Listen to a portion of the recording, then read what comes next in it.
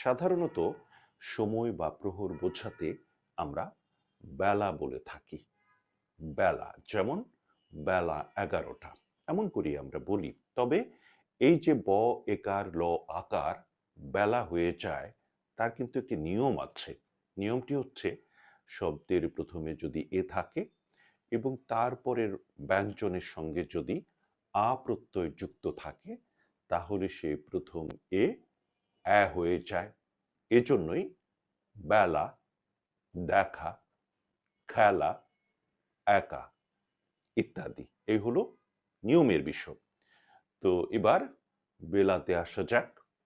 যদি সাগরের উপকূল বোঝায়, যদি সাগরের বালুময় চরাঞ্চল বোঝায় তাহলে কিন্তু সেটা বেলা। এজন্যই বলা হয়েছে এই বালুকা বেলায়, বালুকা বেলা কিংবা বেলাভূমি, কখনোই এটা বেলাভূমি হবে না।